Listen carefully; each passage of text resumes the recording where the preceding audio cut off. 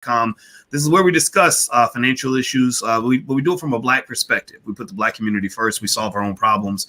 And our goal is to close the wealth gap by being economically intelligent and making good decisions for our families. And so today I have the distinct honor and pleasure of speaking with an attorney that I have known for years, that I have tremendous admiration and respect for, who has just an all-around great person and great lawyer by the name of Tanya Nebo. Tanya is out of Atlanta, right? You're still in Atlanta? Am I correct? Okay. Yeah, yes. And if I'm not mistaken, Tanya graduated from the University of Virginia Law School. Is that right? That's right. Yes, which I know is a great law school. And so I want to welcome Tanya to the Black Financial Channel. How are you doing today, sister? I am doing wonderfully. Thank you for having me. I appreciate it. Well, I'm glad you're here. I'm glad you're here. So everybody, as you come in, say hi to Attorney Nebo. We got to cheer on the smart Black women who come through the space, and put your hashtag B1 in the chat, hashtag B and the number 1. That's our calling card. We put our community at the top of our priority list, and we will build our community by any means necessary. All right. So Attorney Nebo, let's just jump right in. Let me ask you. You are out of Atlanta, and you've been practicing law for how many years? I've been practicing since 2005. Okay. Oh. Let's do that math. Just a few years. Wow. That's amazing. So you've been practicing law since you were 12 years old. Okay, good. Oh, well, There we go. That makes us about 28 or so. That's the age I'm sticking with. And you specialize. Tell me, break down for us your legal specialty and what you're really good at. Okay, so my areas of practice are business, commercial real estate, and franchise. And there are a number of things that fall under those different categories, right? I do a number of business acquisitions where people are buying small businesses, people buying existing franchises or getting started in new franchises. And then, of course, putting those businesses somewhere. So we do a lot of commercial leasing as well as commercial real estate closings. So buying. Commercial leasing and commercial real estate closings. Okay. Yeah. And you, it's interesting. You know, one thing that I admire about what you do, and this is what I admire about good lawyers like you in the first place, is that, you know, that song, Where the Money Resides? Like, people like you ever heard that song? No, I think you should sing it. Are you going to sing it? I can't sing it. I think it's okay. Honestly, it's sang by a dude who's not, it's not a masculine song. Let me just say that. I ain't even making fun of nobody, but you ain't going to see me singing like that. But I do know that phrase from the song, Where the Money Resides. And he's basically like, show me where the money resides. And I joke about that because a lot of times when it comes to building, legacies of wealth in our family and things like that, it's a matter of knowing where the money resides, right? Barking up the right tree, not the wrong tree, right? Chasing the rivers and lakes you're used to and not chasing waterfalls, or knowing how to, put your energy into the right things. And so one thing about lawyers I find, and maybe you can help me refine this thought, is that because you're involved in all these deals and you're literally doing the contract, seeing the numbers, which I can imagine the numbers can get crazy, you're seeing where the money resides. You're seeing the money flowing back and forth like a river. And I think that's almost like a huge advantage in terms of financial consciousness, if you will, like sort of saying, okay, I know that there's a lot of money over here, over there. Can you sort of, fix my statement and tell me how accurate I am in what I just said? I think you're quite accurate, because the nature of commercial, right? By definition, it means it's business. It's transactions, it's assets, it's things that can create income. So that's one reason I love commercial real estate, is because it's business oriented. You know, when people are dealing with homes and, anything residential matters, it can get emotional because it's often, that's where they want to live. I don't want to deal with those emotions. I just don't. And that's just how I've been, right? So I like commercial because it is business oriented and people come into it with a different kind of mindset. So, in the mindset of a business owner and a mindset of what will create the money, where will the money be, how will we generate the money, and what will be done with those funds.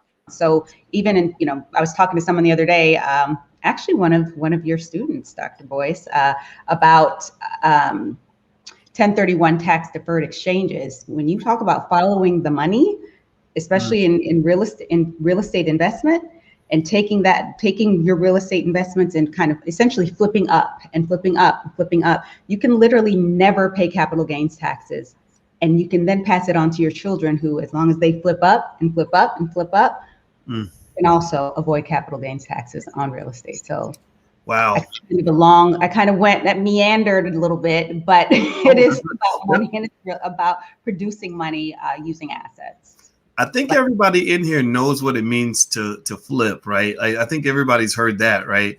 You know, we hear even rappers talking about, you know, making a flip, right? But it's not usually the kind of flip you're talking about. But basically, you're speaking a language that I think a lot of people understand and can relate to. Okay, so flipping up, flip. So everybody type the word flip in the chat. Let's think about flipping, what that looks like. Like right now, you see people making flips that are basically, they're saying things like, I bought Dogecoin for a nickel. Now I flipped it up to 60 cents a coin, right? And that's what a lot of wealth in investing in business comes down to. It's buy low, sell high, you know, flip up, right? Buy it for this price, sell it for that price. You do that over and over in your life, you're going to win. Or in Powernomics, Dr. Claude Anderson refers to what he calls the doctrinal unequal exchange, which is the opposite of an up flip. It's a down flip, where you're trading something of value and getting something of less value. And that's where I would say excessive consumerism kind of fits, right? You know, like I'm going to give you $300 and you're going to give me some Beats by Dre headphones, which I can't resell for anything, right? As opposed to, say, a real estate deal where I'm going to give a certain amount of money and we know that that value is going to go up. So let me ask you this. How did you get into this aspect of law? Like, what was this something that you wanted to do since you were a little girl, or you stumbled into it, or what was your path to get here? I started thinking, because I thought real estate was cool. That's it. I just was like, this is cool. There was a point where I wasn't, you know, I went to amazing schools, right? You know, I went to Columbia for undergrad and then went to the University of Virginia, as you mentioned, for law school. There was a point in time when I wasn't even going to practice, when I thought, oh no, I'm not going to do this. But I discovered what I really liked, and that got me into the practice, and that was commercial real estate is kind of where it started. I started in Los Angeles, you know, just working at an escrow company in California. Real estate closings are done by escrow companies versus other states like Georgia, where real estate closings have to be done by attorneys. So what happened was, in order for me to do what I wanted to do in the location in which I wanted to do it, which was Georgia, I had no choice but to practice law. So that's what brought me back to the practice. And I've been here ever since, you know, so I am all about the real estate piece. And then business is I grew up in a small business family, small business that still exists today. My parents are Liberian immigrants.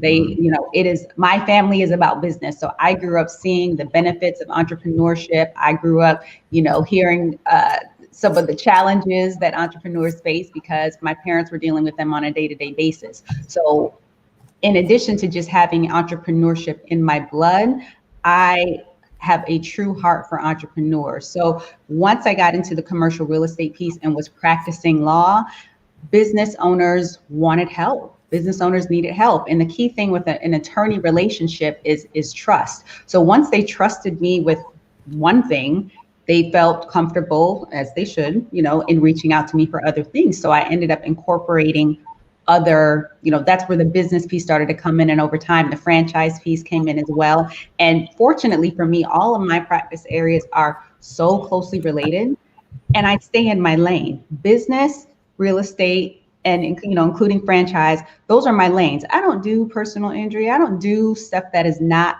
in my wheelhouse. I just, you know, I do what I'm great at, and that's what I stick with. Well, you know, I like that a lot. And everybody who just came in, I'm speaking with Attorney Tanya Nebo out of Atlanta, and she's the founder, if I'm want to speak, of the Nebo Law Group, correct? Did I say that right? Yes, the founder of Nebo Law Group. And everybody say hi to her as you come into the chat. Also, please hit the thumbs up button, share button, subscribe button. So let's talk a little bit about what you just mentioned with your family. I'm really intrigued by that.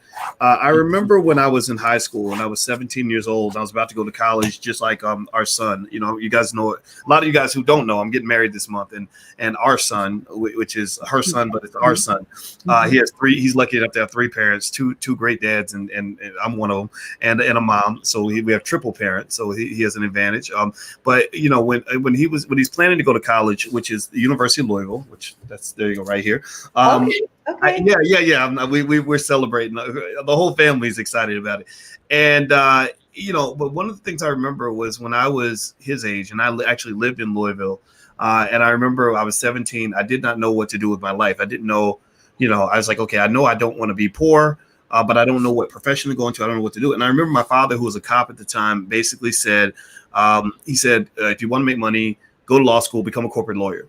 And now here was my thinking. My thinking at the time, which that's what I was going to do. Like for years, I was going to be. I decided to become a professor. Yeah, I decided to become a professor when I was 20 years old because I met my mentor, Dr. Tommy Whitler, who's a marketing professor, and he's the one that introduced me to that. So it's amazing how these one or two little conversations can change everything. When you have no guidance, one person can say, "Go over there," and you're like, "Okay," and you go over there for the next 20 years. Right. Mm-hmm. And that's why it's important. Everybody should understand your power when you talk to young people. Like they will, if they don't know what to do, if they have no vision, like they're going to follow what you say or what you do. So you got to think about that, be conscious about that. So anyway, I remember thinking, Attorney Nebo, I remember thinking about becoming a corporate lawyer as, okay, great. I'll go work for a law firm. I'll learn business and I'll be good at it. And someone will pay me lots of money, you know, and I'll have a big paycheck from a big firm. I did not think about things like creating a firm. I didn't think about entrepreneurship, but you mentioned that in your family, you had a culture of entrepreneurship, that your parents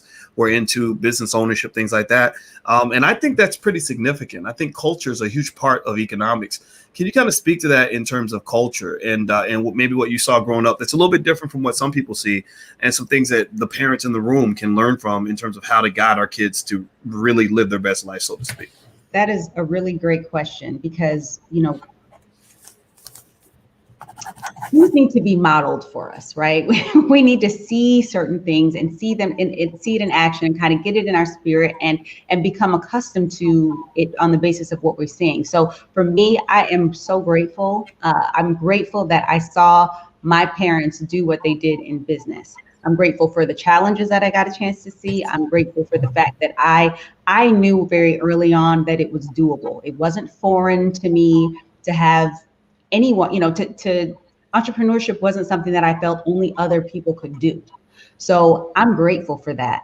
But to your point about, you know, parents being aware of what they are exposing their children to, you would be surprised the things that you are exposing them to and not exposing them to. So on the flip side of this entrepreneurship thing, and I say this because it's very timely, and I was literally just talking to my mother about this yesterday.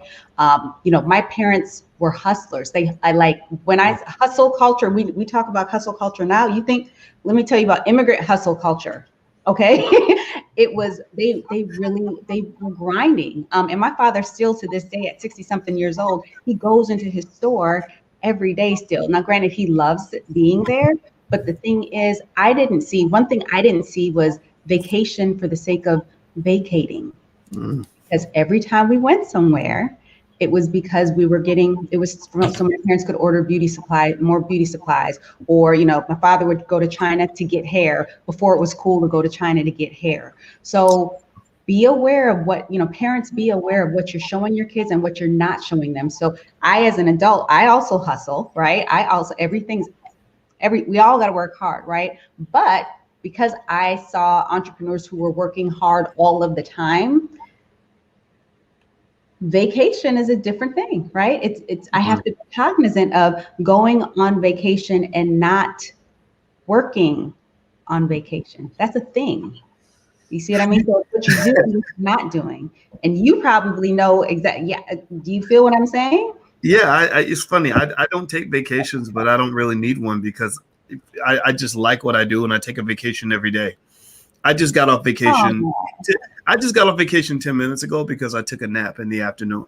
Right. I don't, you know, napcations. Is that what we're talking about? Yeah. Well, you know what? When I want to take a break, I just take a break. Like, you know, when the dynamics, I felt that when I didn't have a boss, I just moved different. I didn't see work as something I had to get away from.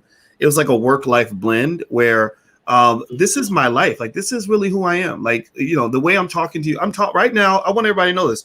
Right now, I am talking to my intelligent friend and having a great conversation. I could be on vacation right now having the same conversation, and I wouldn't say, "Oh, come on, Tanya, you're talking about family wealth and economics. That's too much. That's work." No, it's not work. This is fun for me. Like this, and I think that's what leads. I tell you, Alicia and I have different views on what we tell the kids, to do when they grow up. She's the one who talks about, oh, you want to be an accountant, a doctor, or a lawyer, or go to this college and that college. I'm the person who says, let's figure out who you are, right? Let's figure out who you are and what makes you happy, and then let's figure out if we can monetize that somehow, right? And the way we might do that might be to make sure you have the tools of monetization. Make sure you understand how investors operate, real estate, stocks and bonds, entrepreneurship. And then spin that into like it's almost like the monetization is like an engine with wheels that you're putting on your maybe who you are is the body of the car, right? So you are a Lamborghini, you are a Porsche. Now you just need an engine for you to go places you want to go. So maybe the monetization, the economic aspect is the engine on that car. But I don't want you to feel like you have to go get in a different car because you don't know how to build an engine, right? Because you think about monetizing who you are. Like the little one, she's a dancer and a singer and an entertainer. She wants to make movies and all that. Well, that's easy. I mean, if you know how to do it, right, you can make money. She can make a living doing that, right? And then it's like, yeah, and then you can spend your whole life being a little girl. The same things you're doing when you're 10, getting up making TikTok videos and making content, right? You can do that till the day you die, right? And I think shaping careers like that is a little bit better. Then it's like starting from the root and building off the root of who you are, as opposed to starting from something else and saying, okay, I'm going to find some way to become a person who wants to be in a hospital all day around blood and guts because that's the only way I know how to go and make money. Right. Does that make sense? It makes complete sense. And what you're saying, I'm resonating with it because it's important for people to be aware that to be mindful in choosing the kinds of businesses and enterprises they go into. So you're talking about going to the root of who a person is and what makes them tick, right? And then them monetizing that. Well, a person like me, the part of the value of a vacation and part of the reason that there are so many challenges for attorneys, literally from a mental health standpoint and a wellness standpoint, like suicide and alcoholism is a big deal in the legal community because we are solving other people's problems all of the time. Like, you know what I mean? Like, and so when someone comes to me, I need to help. I need to fix your problem.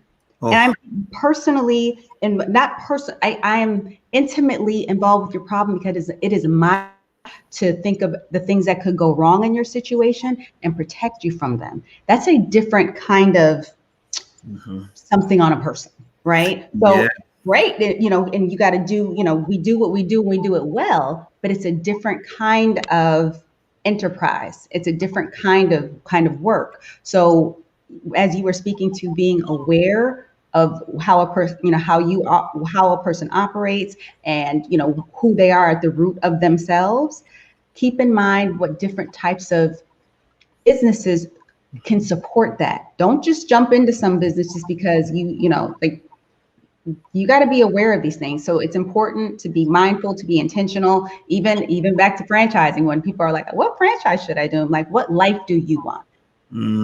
That's such a powerful point. I'm marrying a therapist and I see how drained Alicia is, where she's like, I got to take a shower. And she's like washing the day off because she's been internalizing people's problems all day long. And I agree. And I think that to your point, what that makes me think about is maybe the way I take my vacation is when I do detach and disconnect. Like, I spend so much time, say, online, that when I go on a vacation, it's when I'm completely disconnected from all of it. It's like, no, I'm not taking any calls. I'm not talking to anybody, so that's a great point. So let me ask you this, Attorney Tanya Nebo. And by the way, as we're talking, your what Instagram should people follow if they want to connect with you? Should they follow Nebo Law on Instagram? Where they should go? Well, yes, they can follow Nebo Law. However, they can also go to the website, nebolaw.com. Okay, nebolaw.com. I'm going to put that website on the screen so everybody can follow, because people are asking about you. So let's ask about a little bit about franchising. You are, in my view, one of the greatest people you're definitely the greatest I've ever seen at helping families to jump into the franchise game. Franchising seems to me, or not, well, from what I've done in my own research, a great way to get into business without having to sort of figure it all out in terms of, what kind of business model should I have, what works, what doesn't. Can you talk about the advantages of starting a franchise or becoming a part of a franchise? Okay. And what you just mentioned is exactly like one of the key benefits of a franchise, of getting into franchise. You've got someone else's successful system, something that they've proven that works and that can be profitable. What they're doing is they're taking that system and they're letting another person use it. And the idea that system should be one that is duplicatable. It should have documentation. It should have an existing brand, and there should be, value attached to that brand. So it's a great opportunity to be in business without starting from scratch, without having to, build those things that you would otherwise have to build if you were not taking on someone else's system. Of course, that comes at a cost, right? They expect you to pay for this system that they put together and pay for this brand and the branded recognition that they've already created. But it is a wonderful opportunity and business model for certain people. It is not for everyone. I am not, someone who, I get paid from helping people get into whatever kind of business they're going to get into. So I have no particular, it doesn't matter. I'll help you either way. But franchising can be really amazing for people who can follow a system and people who don't care about building their own brand. If you're a person who insists on building your own brand and letting that be the business you're going to focus on right now, then franchising may not be for you. But for someone who can follow a system, who does not want to start from scratch, who really would like a roadmap and also want the support that comes from, being in the franchise model, it is really an amazing system. It really is. So I like it. I think it makes sense. Well, you know what I like about that word? I like the word system. I like the fact, when you mention the word system, that's an economic trigger word for me, because one thing I learned the hard way was a lot of us grow up, thinking about making money through labor. Like you say, hey, mama, I need some money. She says, you better get a job, right? And that's where we're leaning on what is referred to as human capital, meaning our own blood, sweat, and tears and time that's put into doing a job for somebody. Somebody gives us a paycheck. And what I learned when I got older was that the better way to get to where the money resides is through systems. And because systems introduce ideas like, for example, the use of technology that allows you to scale, maybe delegation to other team members, or following some process that maybe someone else put together that you can follow that will allow things to get done. So things like processes and delegation and technology, that's when you get that ability to really explode in terms of your income earning potential, right? And so like a person who knows how to manage relationships, for example, and work as a team player is gonna do a lot better in life than a person who just knows how to work themselves into a grave, right? Yeah. And so I've even told parents, and parents that are listening, I hope you'll listen here. I've actually said that, most of the young kids in our community, I think they'd be just as well off to learn at an early age how to set up systems to make money. Oh yeah. Than by using labor, filling out resumes and all that, because a system can work when you're asleep.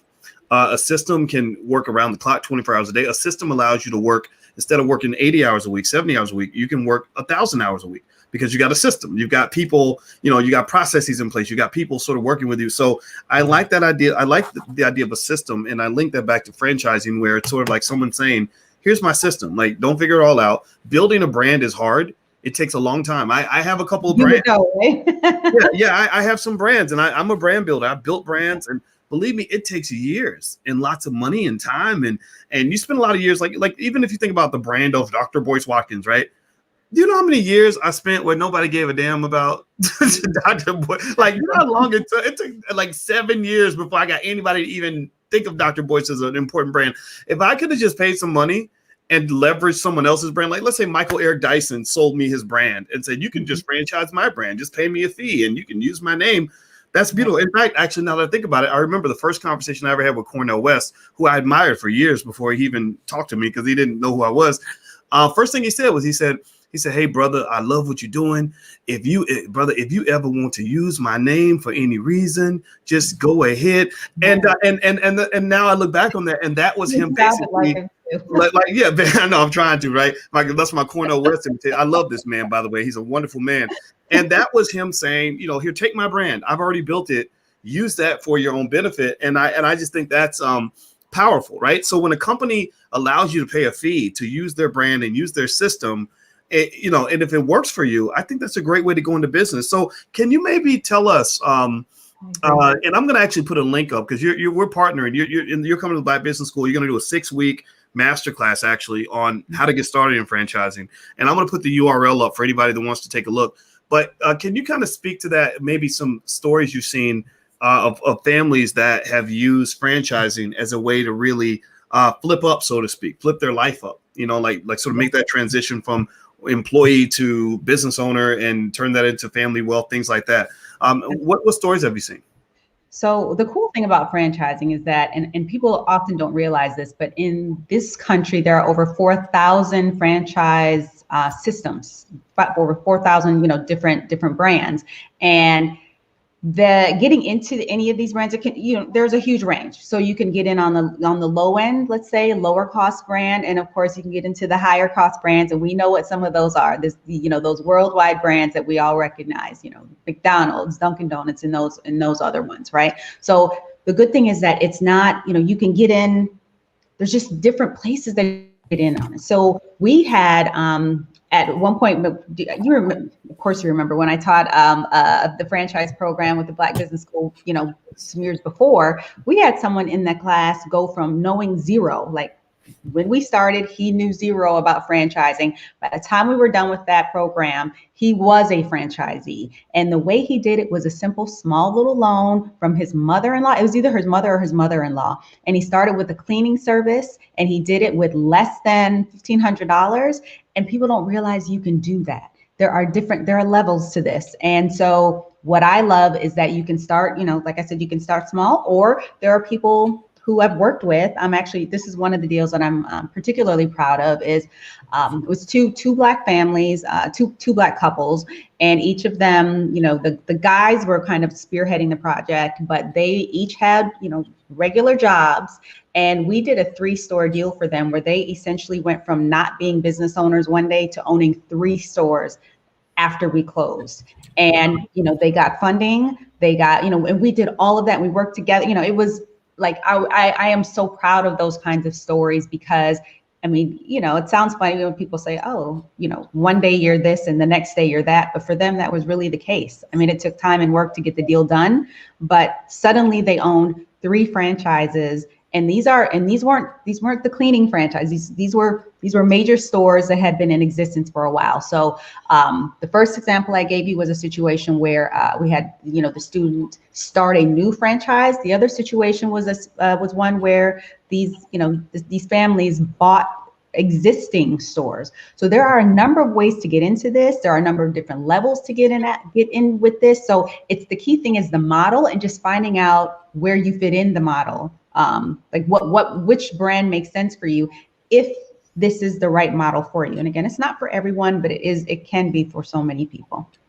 Well, you know what? I'll tell you what, I'm really intrigued by just franchising in general. Because I was, before I knew much about it, before I met you, I used to think, when I thought about franchising, I thought about things like owning a McDonald's franchise, right?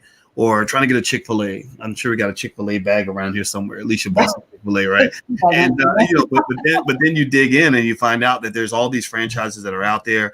And I really like the idea of really thinking in terms of systems and structure, and people realizing that you don't have to start everything from nothing. That there are people that have already done a lot of that work, years and years of work, where you can lean on that in order to just jump right in and turn that into your family business, et cetera. Now, Tanya's franchise investing masterclass starts May 11th. I said March 11th by accident in the chat. That's because I'm stupid. That's because for some reason the word March comes up in my head. I have no idea. But May 11th. So that's in a few days, actually. And the URL is on the screen. If anybody wants to take a look, you can go to franchiseinvestingmasterclass.com. I can tell you, Tanya knows what she's talking about. She's one of the best in the world at what she does. I've never met anybody better at what you do, and so it's awesome to get a chance to work with the best that's in our community, because we have really smart people in our community like Tanya, and they're not always the ones that you're going to see on national TV and stuff like that. She's off working, she's busy working, but that's why we're here. We're here to bring people like this to you, so you know what kind of gems you have in your own community. So I'll let you get the last word, Attorney Nebo. Did you have anything you wanted to share before you take off? Yeah, this is something that I always want to share with folks, and that is especially our community, is that if this is something that you want to do, it is doable. Okay, you don't worry about the how and trying to put everything in place first. You focus on the what. What do you want to do? If this is what you want to do, it can be done. And I gave you an example of, getting in, where money is a non-issue. If you want to be able to, take advantage of someone else's brand, get your foot in the door and start running a business, you can do it. Okay. So again, don't worry about the how. We can talk through that stuff in the master class, where you can, reach out to me one-on-one, but the how is not your concern. It's what is it? Do you want to be in a model like this or not? Okay. And also, you'll find in the class, and generally just in working with me, that I'm about execution and action. Like, watching videos is great. Reading books is great. At some point, you've got to be doing things. Okay. So we will be talking through action steps. And, again, if you, based on what you learn, if this is something you say, I really want to, this is something I really want to do, then we will be about that. Well, I love what you just said. Because when I think about even my own life and the things that I did right, we don't do everything as perfect as we want, but the touchdowns I scored, it usually came down to me. First, I would identify the why. Like, I must quit my job because I hate it here, right? And then it becomes the what. Okay, what will I do next? Like, okay, I need to go start a business, right? And then the how kind of fills in it's almost like your subconscious mind or your spirit allows you to fill in the how. You just go to people and you say, okay, this is what I need to do, and this is why. And the how, and the win is as soon as possible. That was usually the process, and so I love it. I love and I encourage everybody to sort of take a look at what Attorney Nebo is doing, because a lot of times when you're trying to make that escape and you're trying to go toward the North Star and things like that, these experts like Attorney Nebo are your guides that can let you know you ain't got to do it by yourself. You got other people that are doing the same thing, that are trying to figure it out. Some people already know these solutions that have done this 1,000 times.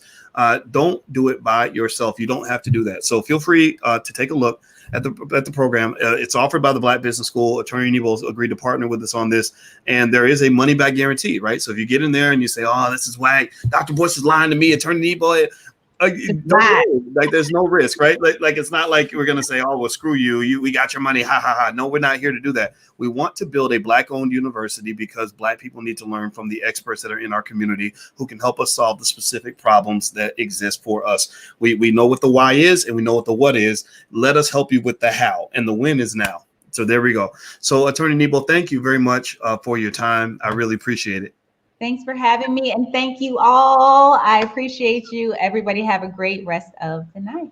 Yes. And everybody, please hit the thumbs up button, share, subscribe button on your way out. And don't forget, later on tonight, we'll have Farmer Brown, the MC, coming through. He's an agriculture expert from Kentucky State University that's going to talk about growing your own food. So we've had a busy day today. We had Dr. Claude Anderson on earlier, Attorney Tanya Nebo, and later on we'll have Farmer Brown, the MC. And so we just got great people in the community that can help you become the best Black person you can be. So take care, guys. Have a wonderful day. And thank you so much. See you soon. Bye-bye.